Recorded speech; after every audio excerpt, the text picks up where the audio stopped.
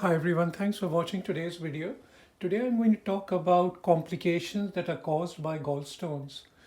Now these are the complications which I have seen over many years in my career. So these I would consider relatively common complications as compared to some very rare complications. I'm not going to go into rare complications. If you want to know any about the rare complications, then please write in the comment below and I'll be very happy to comment on those. So just before we go into the complications, just drawn a little diagram over here. I'm just going to explain what the diagram is. So that's our liver. Two tubes come out of the liver called the hepatic ducts. They join into one tube called the bile duct. So I've written bile duct over there. On the side of it is a little tube coming out, and to which is this sac-like structure, the gallbladder. So this is what we are going to discuss today when gallstones happen in here. The bile duct goes down and opens into the first part of our small intestine, which is called the duodenum. So you can see the tube comes and opens in here. And when the food comes in here, especially fatty food, the bile from the liver comes down and helps digest our food. On the side of it is another tube which opens up. It's called the pancreatic duct. And the pancreatic duct comes from our pancreas. So that is the pancreas there. Now, if you're unsure about any of this anatomy or what any of these structures do, that is the liver, the gallbladder, the pancreas, and the duodenum, etc., please watch one of my previous videos and it will explain it to you. So this is the main diagram we need to focus on. On the side of it, I've drawn a little picture here in which this is just to show where the symptoms are and where one gets the pain with different complications of the gallbladder or the gallstones. This is the umbilicus or the belly button, and this is the rib cage. This is the right side of the rib cage. This is the left side of the rib cage. So this is the right side. This is the left side. So keep that in mind, and we'll go through each complication as we go along. So the first complication I'm going to talk about is called mucocele of the gallbladder. Mucocele basically means bag full of mucus. Now, what is mucus? Mucus is like slime, like our saliva, a bit thicker than the saliva, because every structure in our intestinal tract produces mucus because it needs to lubricate itself. Otherwise, everything will become very dry. And gallbladder does the same. So gallbladder lining will secrete mucus to keep it nice and soft and supple and lubricated. When there are gallstones, like these few gallstones in the gallbladder, one of the gallstones, as you can see, this is the one which is the culprit or the one causing the problem. These are causing no problem at the moment. But this stone is stuck in the neck of the gallbladder. So the outlet of the gallbladder is blocked. And the secretions inside the gallbladder can't go out, can't be pushed out by the gallbladder. So at first the gallbladder tries and squeeze, but in the end, because it can't, nothing can go through, because there is a stopcock in the neck of the gallbladder which is stopping everything to go out.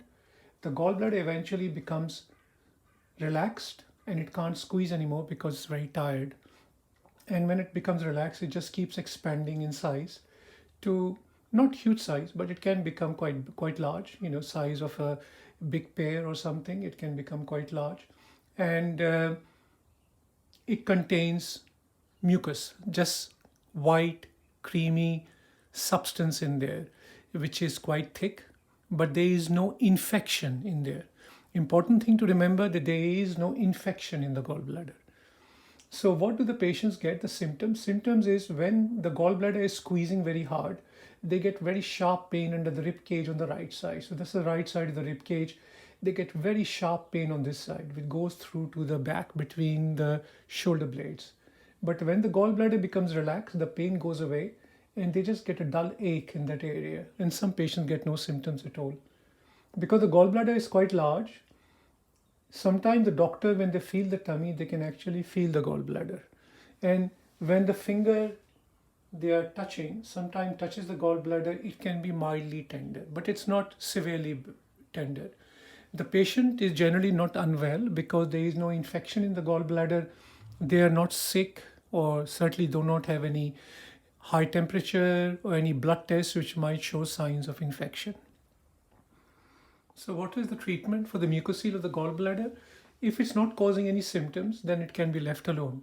It just picked up on scan, and the way of diagnosing is the best investigation is an ultrasound scan.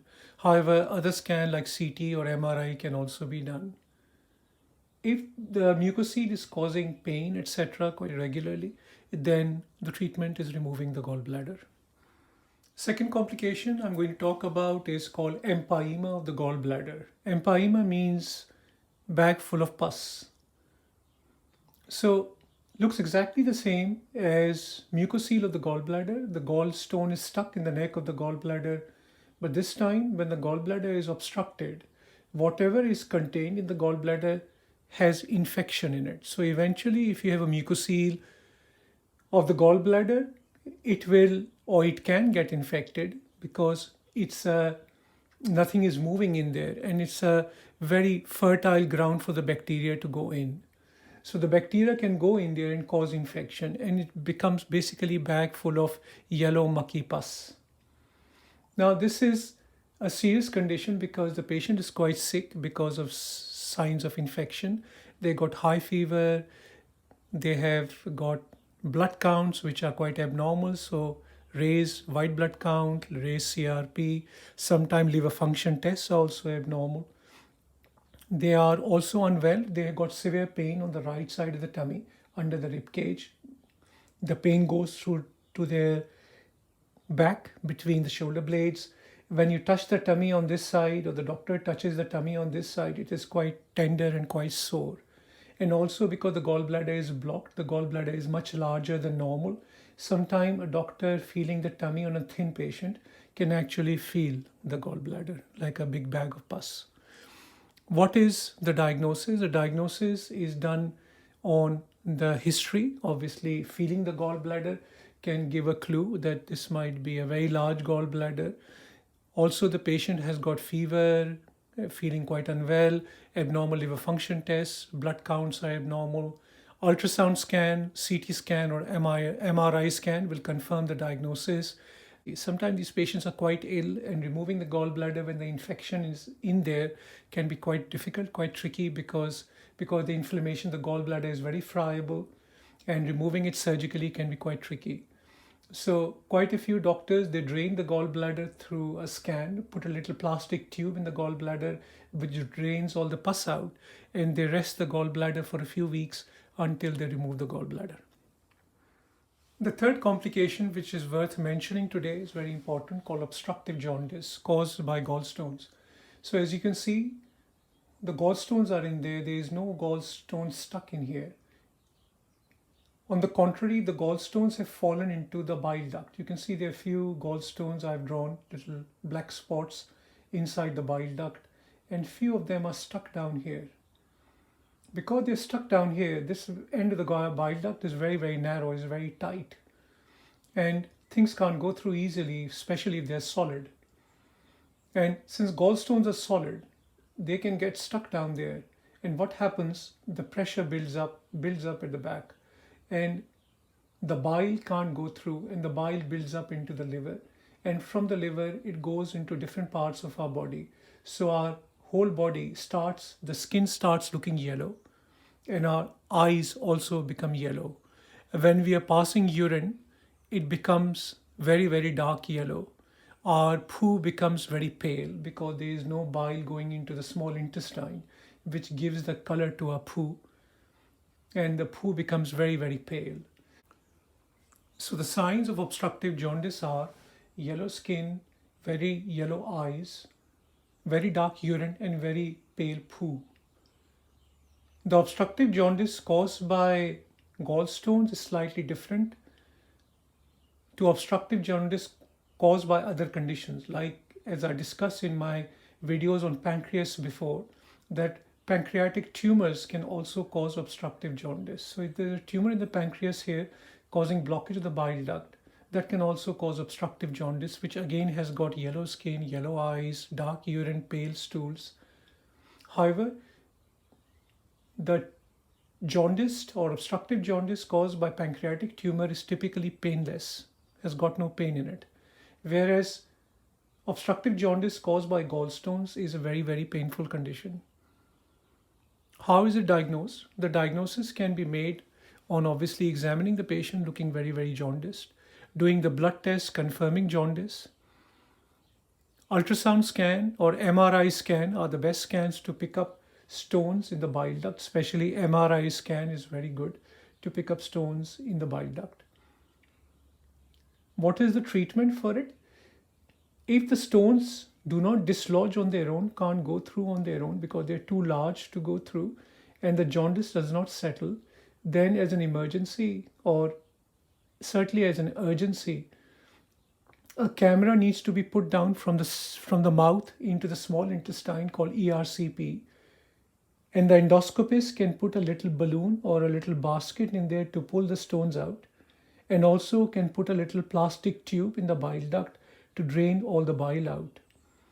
Because as I discussed before, in mucocele of the gallbladder, the mucocele stays like that, it can get infection because it's obstructed, it's blocked.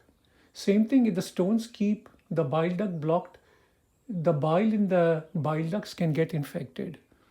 And that becomes a very serious condition, as I will discuss in a second. Once the jaundice has settled down, the stones have come out, then in a few weeks' time, the gallbladder can be removed surgically.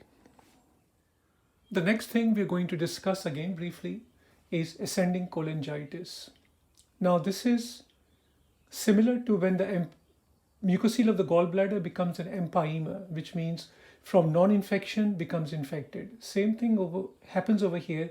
The same scenario, that stones are in the bile duct. Few stones or one stone is stuck down here. Patient has got obstructive jaundice. So the bile duct above the stones is all blocked up. Nothing is going through. And it is a very fertile ground for the bacteria to go in. And if the bacteria get in there, then it is a bag full of pus. And that infection goes up into the liver and different parts of our body. And that is a very serious condition. The patient is extremely unwell, shivering, cold, septic, very, very jaundiced, and very, very unwell. The only difference between the treatment of ascending cholangitis and obstructive jaundice is ascending cholangitis is more of an emergency as compared to simple obstructive jaundice, and the treatment is very urgent, and the bile ducts have to be drained, and probably a stent needs to be put in via ERCP as soon as it's possible. The next very important condition we are going to talk about in the complication of gallstones is acute pancreatitis. If you want to know far more details about acute pancreatitis, please do watch my video on that. Again, situation is exactly the same. They are gallstones. Some of them have fallen into the bile ducts, and one or two have gotten stuck at the bottom of the common bile duct. And these stones are blocking not just the bile duct, but also the pancreatic duct, because as you can see, they are just next to each other. And when this happens, back pressure builds up into the pancreas, into the pancreatic duct, and causes inflammation of the pancreas gland. This can be mild, moderate, or very severe. And severe pancreatitis, as you might watch in my previous video, is a very, very serious condition to have. Mild pancreatitis, when the gallstones have already passed through, will settle down on its own, and the gallbladder should be removed in a few weeks' time when the patient's condition is better. On occasion, the gallbladder can be removed on the same admission if the stone has gone through and the patient is feeling better, to avoid any future inflammation of the pancreas. Sometimes the stone can't get out and the patient's condition is very, very poor and they're becoming worse. They're becoming jaundiced as well because the stone is blocking not just the pancreatic duct but also the bile duct. In that case, as an emergency, an ERCP has to be done and the stone needs to be removed with a camera, and maybe a stent needs to be put in, a plastic tube, not just in the bile duct, but sometimes also in the pancreatic duct to drain the two out, to get rid of the emergency. So at some stage in the future, when the patient's condition is better, the gallbladder can be removed. again a very, very important and sometimes a very serious complication of gallstones. Among the causes of acute pancreatitis, gallstone is the commonest cause of acute pancreatitis. So these were the commonest complications caused by gallstones. No topic ends without talking about the cancer of that organ. And one of the complications of gallstones, luckily not very, very common, is gallbladder cancer. There's a condition called porcelain gallbladder in which the whole gallbladder becomes like stone, like a rock, because it just lined with calcium, and that increases the risk of gallbladder cancer. Luckily, gallbladder cancer is not a very common condition. It's a very serious cancer to have because treatment is not always ideal, not very good, and the chances of cure is very low. Gallbladder cancer without gallstones is extremely uncommon. I certainly have never seen one. Few gallbladder cancers I've seen over the years, they always had gallstones with them. So I think the two go hand in hand. I hope you found this video informative. There must be other complications of gallstones which I have not mentioned today. If you want to know about any of them, then please write in the comments below and I'll be happy to reply to it. If you like this video and like to watch more, then please remember to like and subscribe. And I hope to see you very soon. Thank you for watching.